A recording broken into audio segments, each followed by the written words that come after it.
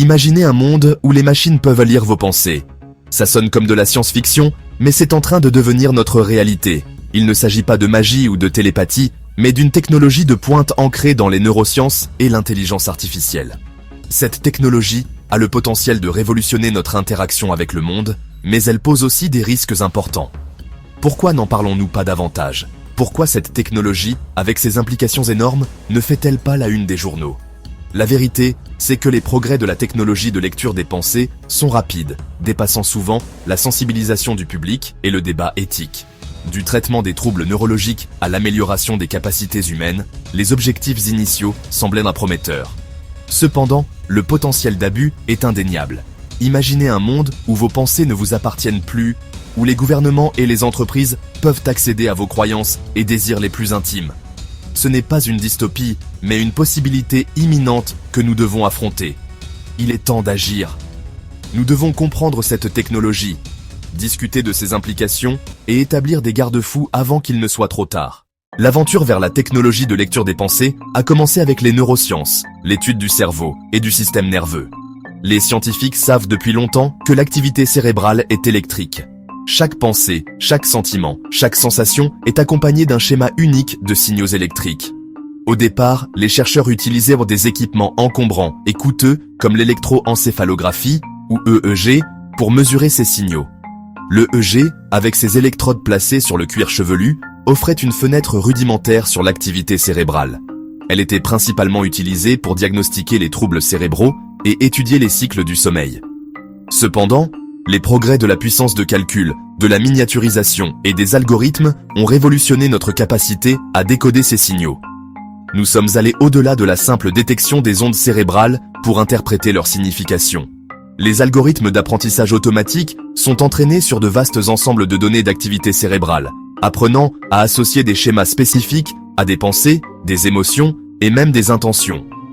Cette percée a ouvert la voie aux interfaces cerveau-ordinateur, ou ICO, des dispositifs qui établissent une voie de communication directe entre le cerveau et des appareils externes.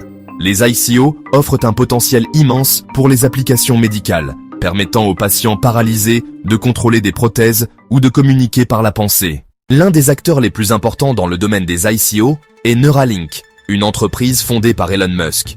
Neuralink développe des ICO implantables, conçus pour traiter les affections neurologiques et, à terme, améliorer les capacités humaines. Leur technologie consiste à implanter de minuscules fils avec des électrodes dans le cerveau, créant une interface à haut débit pour enregistrer et stimuler l'activité neuronale. Bien que Neuralink ait attiré beaucoup d'attention, elle n'est pas seule dans cette entreprise. Des instituts de recherche et des entreprises du monde entier développent leur propre technologie d'ICO. En Chine, la recherche sur les interfaces cerveau-machine est particulièrement active, avec un financement et une implication importante du gouvernement. Bien que les détails restent secrets, des rapports suggèrent que les scientifiques chinois font des progrès dans des domaines comme l'amélioration cognitive et les applications militaires. Le développement de ces technologies progresse à un rythme étonnant, soulevant des questions cruciales sur leurs implications éthiques et leurs conséquences potentielles. La capacité de lire les pensées soulève de profondes préoccupations éthiques, notamment en ce qui concerne la vie privée. Nos pensées sont nos biens les plus précieux, le fondement de notre autonomie et de notre individualité. Si la technologie peut accéder à nos pensées, à nos croyances les plus profondes et à nos désirs inexprimés, l'essence même de la vie privée est en jeu. Imaginez un monde où votre employeur peut surveiller votre engagement au travail, où les publicitaires peuvent adapter leurs messages en fonction de vos désirs subconscients, ou où les gouvernements peuvent surveiller vos pensées pour détecter toute dissidence. Qu'advient-il de la liberté de penser dans un monde où nos esprits ne nous appartiennent plus? Les implications vont au-delà de la vie privée individuelle. Le potentiel de surveillance de masse est immense. Les régimes autoritaires pourraient utiliser cette technologie pour identifier et réduire au silence les dissidents avant même qu'ils ne s'expriment. L'effet dissuasif sur la liberté d'expression et la dissidence politique pourrait être dévastateur. Contrôle et manipulation mentale. Une réalité dystopique? Bien que l'idée de contrôle mental puisse sembler tirée par les cheveux, la capacité de lire les pensées pourrait être une pente glissante vers leur influence. Si nous pouvons décoder les schémas neuronaux associés à des pensées, des émotions et des comportements spécifiques, pourrions-nous les manipuler? Imaginez des campagnes politiques utilisant des interfaces cerveau-ordinateur pour cibler les électeurs avec des messages personnalisés conçus pour évoquer des réponses émotionnelles spécifiques. Ou imaginez le potentiel des publicitaires à exploiter nos désirs subconscients, influençant nos habitudes d'achat sans que nous en soyons conscients. Le potentiel de coercition et de manipulation est profondément préoccupant. Les gens pourraient être contraints de prendre des décisions contre leur volonté ou manipulés pour croire des choses qui ne sont pas vraies. La frontière entre persuasion et manipulation pourrait devenir floue, érodant notre autonomie et notre libre arbitre. Avis d'experts. Naviguer dans le champ de mines éthiques. Les experts en neurosciences, en éthique et en droit expriment de plus en plus leurs inquiétudes quant au potentiel d'abus de la technologie de lecture des pensées. Ils soulignent la nécessité de directives et de réglementations éthiques claires pour prévenir ces abus. Le docteur Raphaël Yuste, neuroscientifique à l'Université Columbia, plaide pour des neurodroits afin de protéger notre vie privée mentale et notre autonomie. Il soutient que nos pensées devraient être considérées comme un droit humain fondamental, protégé contre toute intrusion ou manipulation injustifiée. Cependant, définir et appliquer ces neurodroits est un défi complexe. Comment concilier les avantages potentiels de la technologie ICO, tels que le traitement des troubles neurologiques, avec les risques pour la vie privée et l'autonomie? Comment garantir que ces technologies sont utilisées de manière éthique et responsable?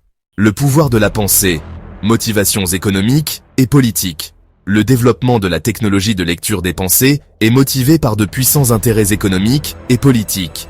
Les entreprises voient donc le potentiel d'énormes profits dans les applications commerciales, de la publicité personnalisée aux jeux contrôlés par le cerveau. Les gouvernements investissent massivement dans la recherche sur les ICO à des fins militaires et de renseignement. Imaginez des soldats dotés de capacités cognitives améliorées ou capables de contrôler des systèmes d'armes par la pensée. La recherche d'un avantage stratégique pourrait conduire à une dangereuse course aux armements en neurotechnologie. La convergence des intérêts économiques et politiques soulève des inquiétudes quant à la transparence et à la responsabilité. Qui contrôle ces technologies? Qui profite de leur développement et de leur déploiement? Briser le silence. L'urgence de la sensibilisation. Les progrès de la technologie de lecture des pensées se produisent à un rythme alarmant, dépassant souvent la sensibilisation du public et le débat éthique. Nous ne pouvons pas nous permettre d'être des observateurs passifs. Il est temps d'agir. Nous devons nous informer sur ces technologies et leurs implications. Nous devons engager des discussions ouvertes et éclairées sur les limites éthiques que nous voulons fixer. Nous devons exiger la transparence et la responsabilité de ceux qui développent et déploient ces technologies. L'avenir de nos esprits est en jeu. En brisant le silence, en sensibilisant le public et en exigeant un développement responsable, nous pouvons exploiter le potentiel de la technologie de lecture des pensées tout en protégeant nos droits et libertés fondamentaux.